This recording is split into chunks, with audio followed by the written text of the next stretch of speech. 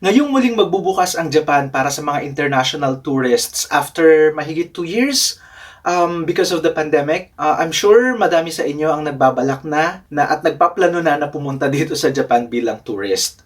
O kaya naman, nakapunta na kayo dati, gusto nyong bumalik at gusto nyo ulit maranasan kung gaano kaganda at kung gaano kasaya ang mamasyal at maging turista dito sa Japan. At syempre pa, hindi naman lahat merong prior knowledge sa Nihongo before coming or before visiting Japan. Kaya naman sa videong ito, tuturuan ko kayo ng mga basic Japanese expressions na panigurado akong magagamit ninyo at magiging useful sa inyong paglilibot-libot at pag-enjoy sa mga tanawin, sa mga bilihin dito sa Japan. O kaya sa mga katulad ko na foreigners or mga gaikokujin dito sa Japan na nagtatrabaho na hindi ganong kataas yung level or ng antas ng kanilang Nihongo ng kanilang Japanese language skills. Pwede mong ilista ang mga expressions na to o di naman kaya ay i-like mo na lang ang video na to. Tapos, mag-subscribe ka na din sa aking channel at i-hit mo na din yung bell notification button para maging updated sa mga susunod ko pang mga videos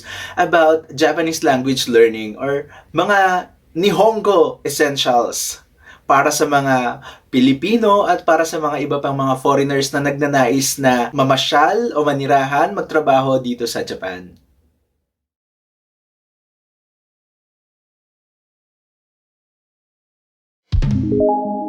Konnichiwa. Not konnichiwa. Konnichiwa. It means hello. Sayonara. Not sayonara. To mean goodbye. Hi. Not hike. Yes. Iie.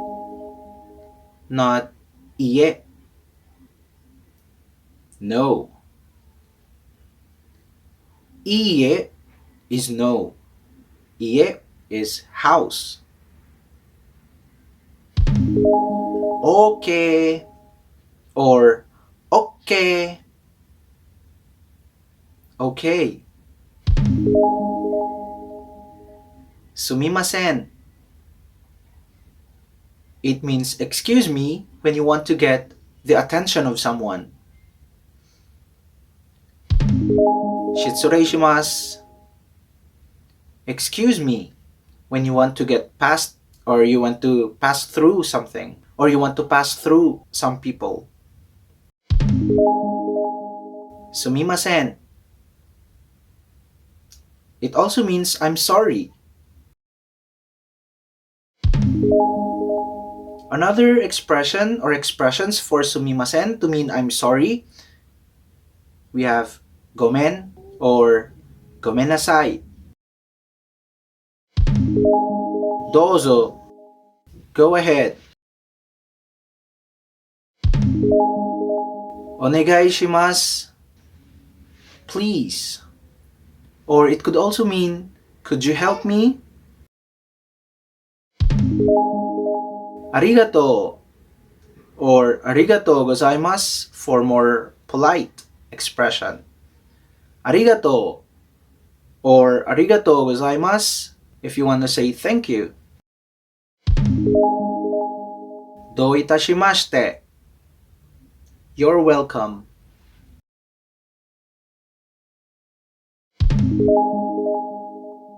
Nani ga hoshin desu ga? I'd like. So you can use this expression when you are ordering or when you want to buy something. Ikura. Ikura desu ka?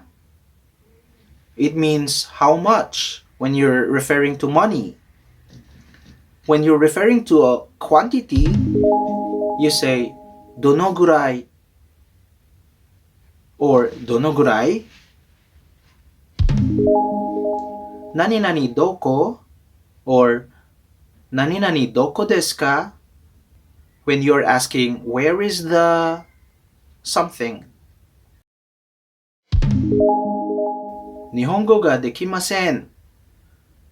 I can't speak Japanese.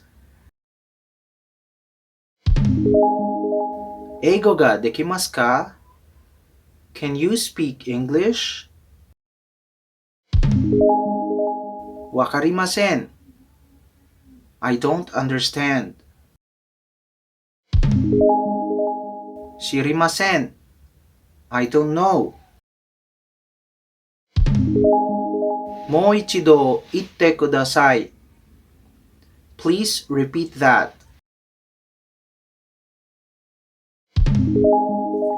Yukkuri itte kudasai.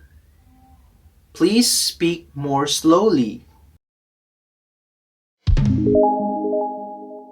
Tasukete. Help. So ayun ang ilan sa mga useful Japanese expressions na sa tingin ko kapag naging familiar ka na, kahit papano ay masusurvive mo ang ilang araw or ilang linggo or yung mga unang buwan mo dito sa Japan. So muli, huwag kalimutang i-like ang video na to, mag-subscribe at i-click na din yung bell notification button para ma-notify ka sa aking mga future uploads.